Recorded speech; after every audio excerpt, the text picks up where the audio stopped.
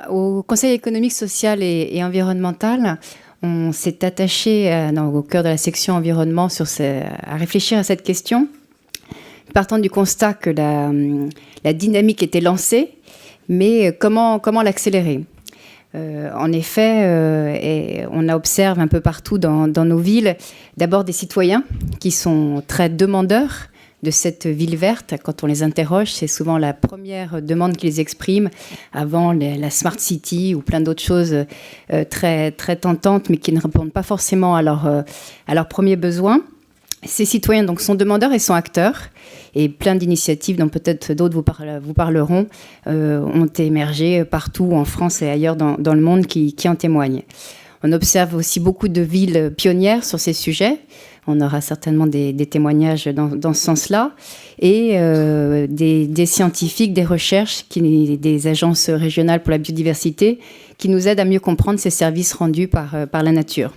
Et pourtant, vous le savez tous mieux que moi, urbains que vous êtes, les politiques continuent d'être très contradictoires les unes avec les autres et des conflits d'usage sont absolument manifestes sur ces sujets de la ville verte quand on veut évidemment et de façon très légitime construire des logements, construire des centres commerciaux, rénover, agrandir des infrastructures, quand on pense les éclairages de la ville. Enfin voilà, tout ça n'est pas forcément pensé en parfaite cohérence d'une politique à l'autre.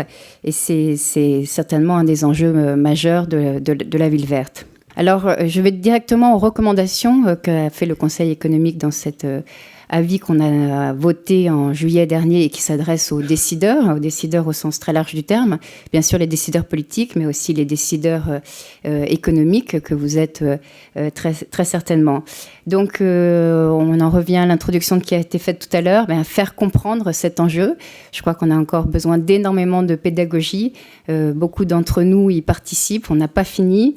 C'est pour ça qu'on a proposé, sachez que ça n'a pas été voté de façon unanime au Conseil économique, on a fait partie de ceux qui disaient qu'il fallait que la biodiversité figure à l'article 1 de la Constitution, au même titre que le climat. Voilà, soit on met les mots d'importance au bon endroit, soit on continuera de les ignorer. Et puis, bien sûr, sans les détailler, c'est plus de recherche, c'est plus de formation à toutes les échelles. Et partout, c'est faire avec les habitants, puisque finalement, c'est aussi en faisant avec, eh bien, qu'on est à ce moment-là moteur de cette pédagogie. Des propositions aussi pour bien prendre en compte cette nature dans toutes les politiques publiques. Ça, c'est vraiment un message fort qu'on adresse aux villes qui sont, encore une fois, même pour celles qui sont pionnières, eh bien, même les élus pionniers, les services pionniers sur ces sujets, eh bien, ont toujours du mal à se faire entendre ou à peser face à d'autres élus qui portent d'autres politiques contradictoires, mais on ne pose pas des grilles de lecture qui permettent de croiser ces politiques et on n'intègre pas de façon systématique les objectifs de préservation de la biodiversité ou de promotion de la nature dans toutes ces politiques. C'est bien sûr ce que l'on recommande de faire, de même que d'évaluer l'impact de chacune de ces politiques en amont de toute prise de décision. J'ai pris l'exemple du logement ici, et ça va faire écho à ce que tu viens de dire, Marc.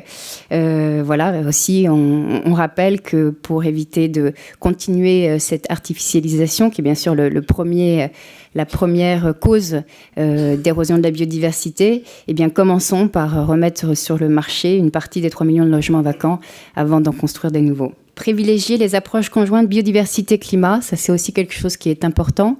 Les solutions fondées sur la nature sont aussi une des réponses aux enjeux climatiques. Donc il faut impérativement que ceux qui portent ces politiques du climat eh bien, intègrent les enjeux de la biodiversité. Alors évidemment, on a toute une batterie de propositions pour développer davantage d'espaces verts et bleus. N'oublions pas le bleu, ça a été dit déjà et ça le sera certainement à nouveau, en nombre mais en qualité. Évidemment, il y a peu d'intérêt de faire davantage d'espaces verts s'ils sont traités avec des produits chimiques qui empêcheront évidemment toute biodiversité de les intégrer. Alors, nous avons repris l'idée de Nature Paris, mais qui est prise par beaucoup d'autres et qui est déjà quelque chose qui est fait en France et dans certaines villes, comme par exemple Strasbourg. Donc, la désimperméabilisation, ça existe. Et c'est en effet quelque chose qui permet de renverser la dynamique. Et avoir des règles de remplacement strictes de tout jardin, tout espace vert supprimé, de préserver les bois, bien sûr, de ne pas fragiliser les continuités, la nature existante avec la luminosité, avoir une gestion écologique de ces espaces, et puis bien penser aussi à une nature davantage comestible. Quand on a des arbres un peu partout en ville, penser à intégrer le comestible. Faire de la nature un élément structurant de l'aménagement urbain. Donc, on a rencontré beaucoup de paysagistes, d'architectes qui ont travaillé peut-être aussi dans d'autres villes d'Europe et qui nous rappellent que rien n'est plus efficace que de penser la ville elle-même dans son infrastructure globale, dans son dessin avec la nature. Donc, penser la nature comme un élément structurant de cet aménagement, ça serait évidemment la clé et c'est ce qu'on propose dans ce rapport, de tout ce travail qui est fait sur les continuités écologiques, vraiment le penser comme des éléments centraux de l'aménagement urbain.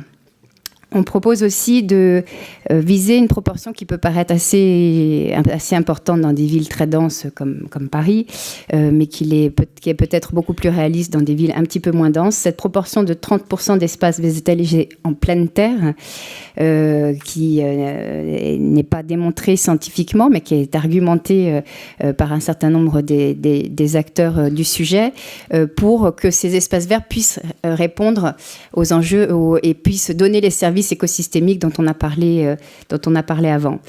Une véritable politique aussi pour préserver les sols et bien sûr le bâtiment durable à biodiversité positive, si on veut l'appeler comme ça, c'est aussi une des façons de répondre à cette intégration de la nature. Et Marc Barra l'a dit, mais ça nous paraît évident, on le redit à plusieurs étapes du rapport, pensez à intégrer des écologues dans toutes vos équipes, les équipes municipales, mais aussi les équipes de promotion immobilière, de projets. Plus l'écologue est intégré en amont, plus il évitera des bêtises par la suite.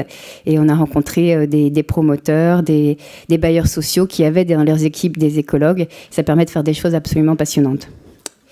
Voilà, je m'arrêterai là et je vous remercie de votre attention. Ce rapport, vous pouvez le trouver bien sûr sur le site du Conseil économique, social et environnemental avec toutes ces propositions.